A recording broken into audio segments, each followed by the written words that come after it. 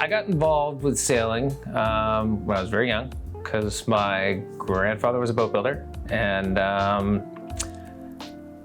ended up kind of cruising as an infant on a bunch of cruising sailboats that he'd built. But then when I was like 5, someone left an Optimus pram at the boatyard, and that was like babysitting for me as a kid. I'd get like tied to the dock and have to figure it out myself, and I've been sailing ever since.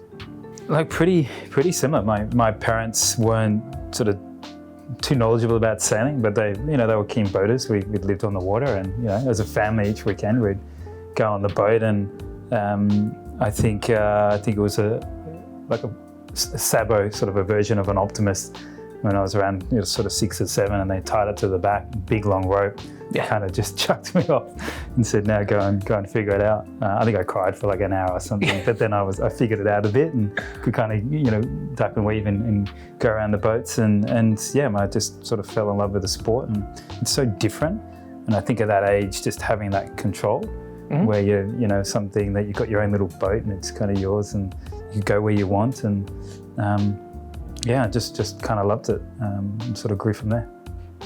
I think personally I'm a very competitive person, so if you can win at something, you want to try to do that. And sailing was something that I loved, so the competition aspect was very natural and something that made me want to do sailing even more. And I started competing locally, then nationally, then internationally, and it was just kind of always on to the next thing. And then, before you know it, you're sailing around the world.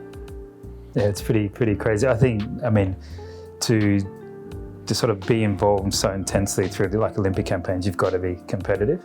I think it kind of helped my parents weren't too knowledgeable about sailing, which then, you got to rely on that support through your state-based programs, your national programs, and you try and find out, who's done it before, and you answer all of those kind of questions. And I think that really helped, because it was really, myself and my brother was really involved early on, and you kind of just wanting to find out as much as you can, and you make plenty of mistakes, and then you kind of have a little bit of success, and you're like, I like this is good, right? And then you kind of keep going, and I just love that environment.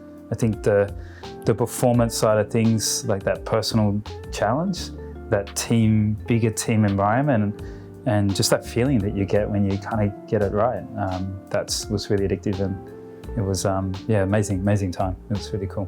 I think as much as it's about the feeling of getting it right and bringing you back, it's also, for me at least, like sometimes just knowing that you could have done things better and wanting another crack at it, for sure. That's a big part of it for me. The list after like a games or a peak event is always longer than what it was sort of coming into it, and then that new challenge. It's fun. I think what I love about the sport is it's so diverse, right?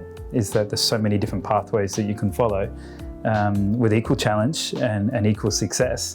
And for me to follow kind of Charlie's and to see the guys, what they're doing around the world, like I think, oh my God, that's not only amazing, but just incredibly, just what a challenge. I think whether you're coming from Olympic or you're coming from whatever background in sailing, you're always following it. And the recent One Day Globe was I think everyone in the world was watching that. If you didn't know much about the sport or whatever level, you were absolutely glued to it. And for Charlie to come from that background,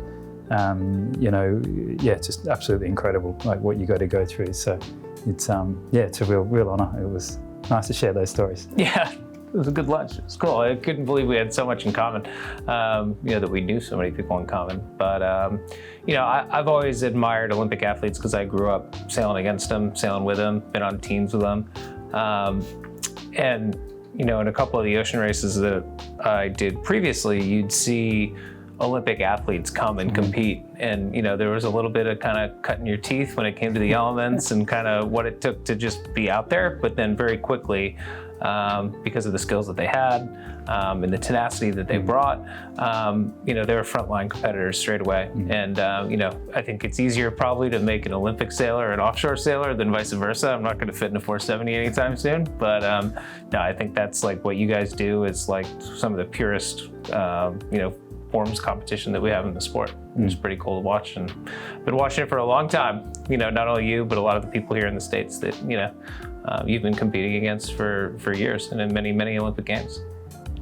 I think we've always split, like when I talk about performance and results, like sometimes you just got to be in the right place at the right time to deliver, deliver the result that you're after. But for me, a lot of it's just about that journey and that sort of personal, what Charlie said, that personal kind of growth and that challenge. In Olympic, we don't have a huge amount of team members. We not compared to, what's required in the offshore space, but just that really close connection that you have. And for me, it was with Will, it was with Malcolm, it was with Victor, and you're just the attention to detail. So I love that personal challenge and just trying to get the best out of yourself and the best out of your team and trying to do it at the right week, and it's pretty crazy when you look back, is that you spend 4 years of your life to kind of perform for 7 days. You can't really make a mistake, and if you do, it's like, okay, it's just another 4 years. But I enjoyed that. I enjoyed that kind of, that was the start date, and that's when it's going to finish. It's the same for everyone, and you got to put all those pieces together in the middle to kind of make it work. And if you didn't, then okay, but you've done everything that you could. So yeah, I love that personal challenge. I think there's some similarities. I think, you've done everything you could is an important message, like leaving no stone unturned. My biggest fear, when I was actively campaigning, was that somebody somewhere else could be working harder than me at any given point in time. Yeah. And that's kind of what motivated me. I think the team element that you talked about, our team was definitely bigger, and I couldn't sit here, you rattled off 3 names in the name of a coach, if I was here rattling off names, it'd be an hour at least. But the team is so important. I mean, yes, we are sitting up here ourselves as individuals having accomplished things, but there's so many people responsible for helping us get to where we are, that can't go unsaid. 4 years for 7 days. We're kind of like, 4 years for 9 months. But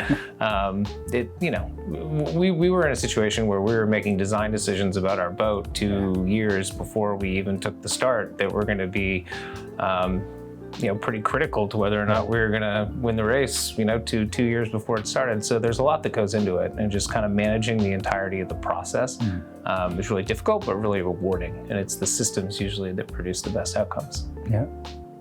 It would have been at the London Games.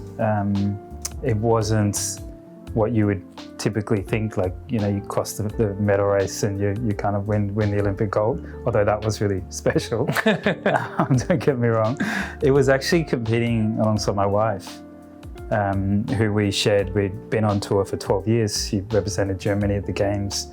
And to do that together and to share that moment together, when she finished, third in the medal race and made the medal race, and to kind of when she jumped onto our boat, that was really, really unique that we could, after such a long time of just trying to get to the Games, we spent 12 years just actually trying to be an Olympian, and obviously worked well the first Games.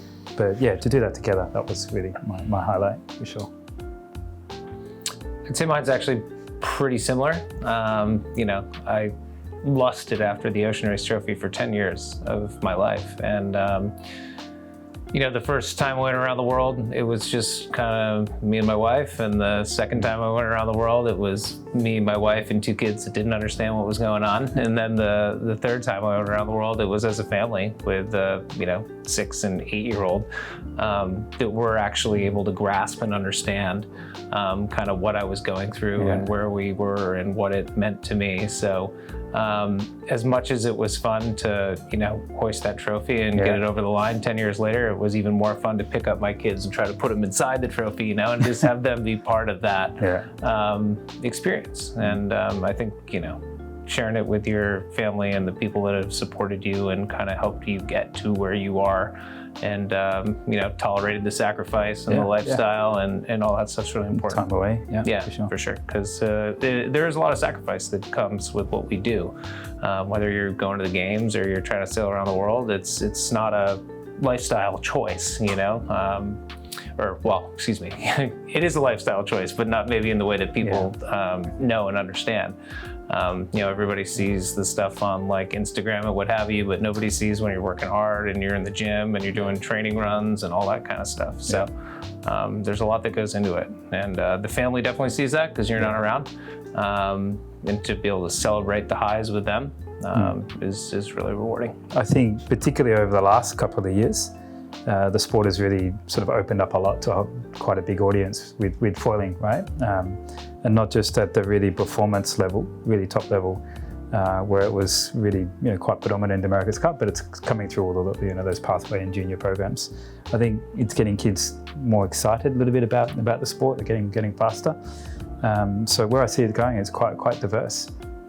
It's really catering for a much wider audience. There's a lot of development into offshore, into yachting, and that cruising space as well. And when we look at juniors and pathways, those traditional legacy classes are still going well. Those optis lasers for 20s, 29ers.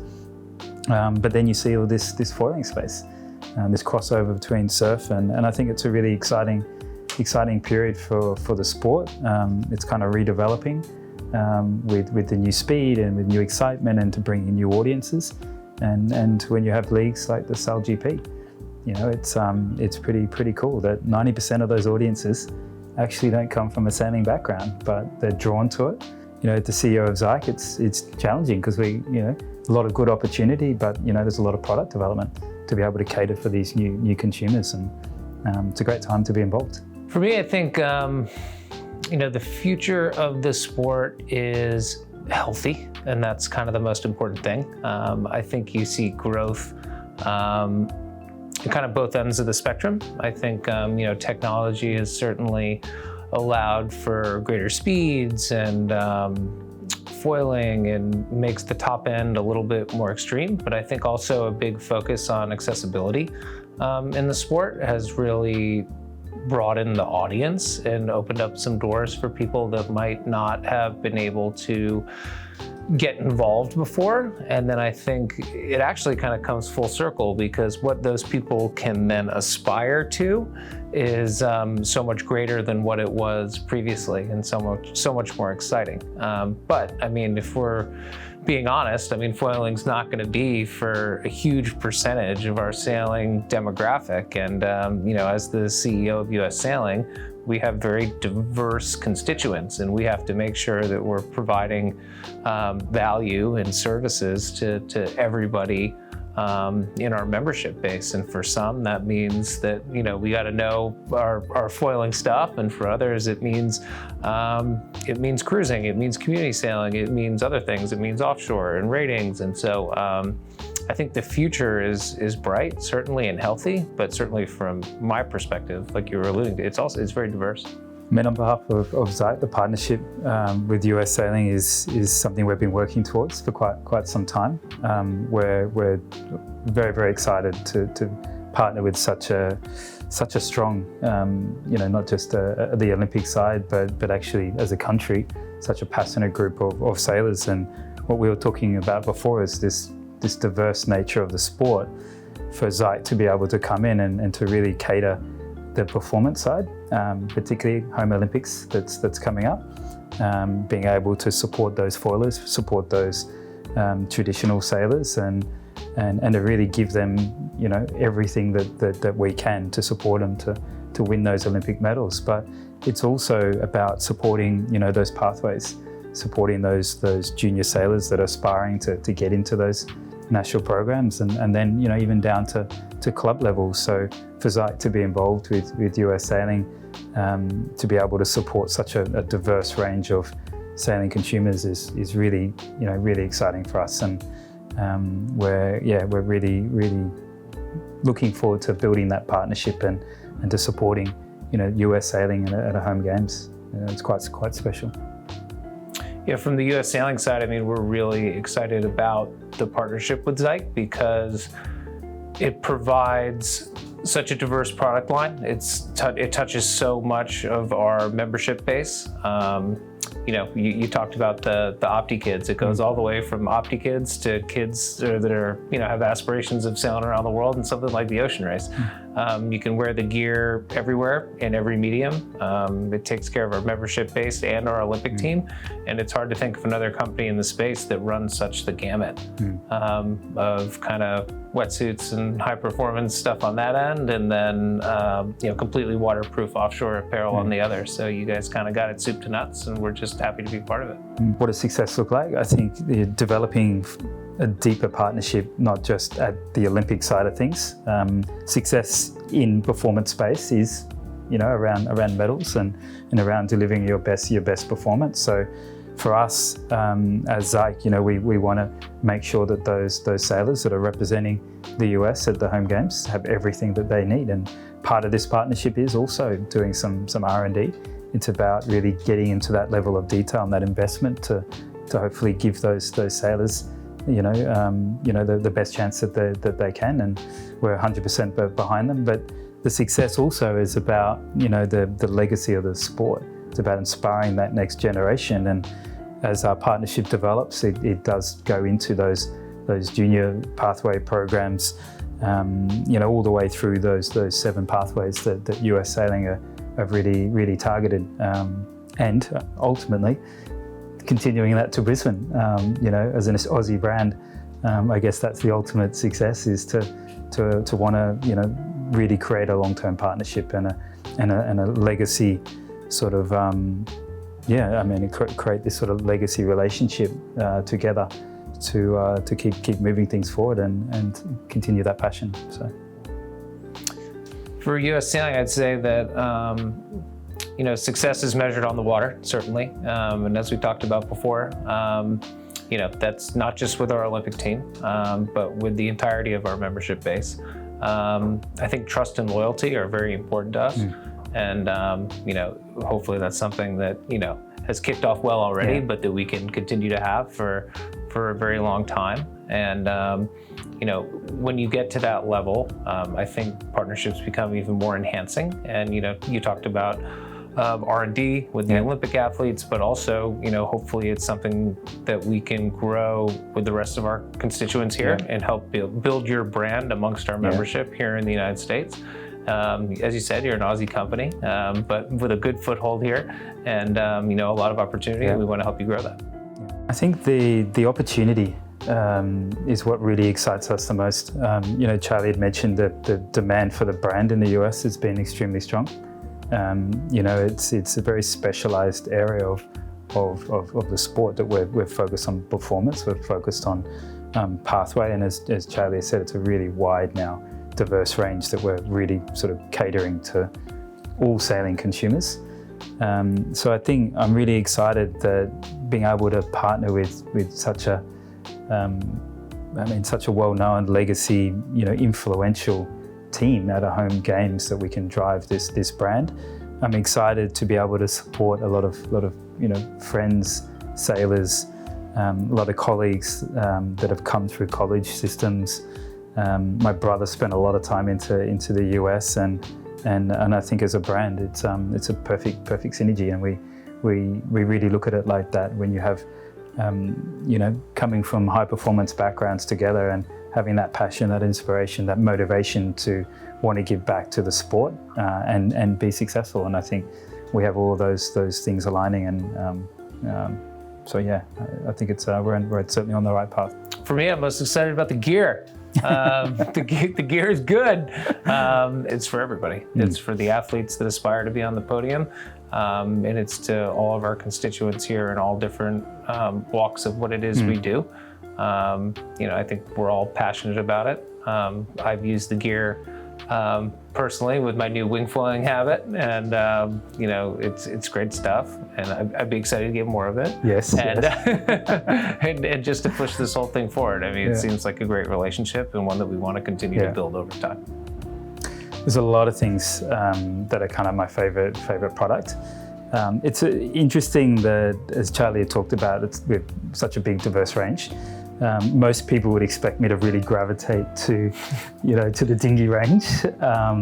I really, and I'm super proud of those ranges, as you would expect, and to be involved in the brand for almost 18 years, right? The very first micro fleece and super warm wetsuit was one of the ones that that I had. But I'm really proud of actually our C boot, our C boot 700, and this design, this innovation, and to really go into these new segments with just a different mindset. You know, and I was showing Charlie before about, you know, this working with these cool partners like Michelin and bringing something so different to what's available.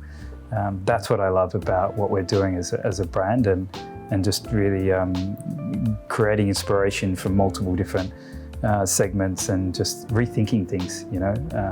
So yeah, my favorite product at the moment, and it does change regularly, is actually our CV 700, and we won the, you know, one of the World Design Awards for it. So a lot of cool things coming this year though. So yeah, I'm sure that will change. Performance and durability. You need to have the ability to do your job well at a high level. And in my case, you have to be able to do it for sometimes a month at a time. So you got to make sure that you know, the gear can stand up to the elements, and you know, whatever it is you happen to be putting it through. Because when we leave the dock, you know, we can't just come back and get more. It's got to make it to where we're going, as do we. So, you know, the durability is really important, and you have to feel like you can perform, and you have to feel safe. And there's a lot of different things that go into gear, from where I've come from, which is, you know, different than you know, some of the other products that Zhik makes. But I think at the end of the day, it's all the same. It's about performance.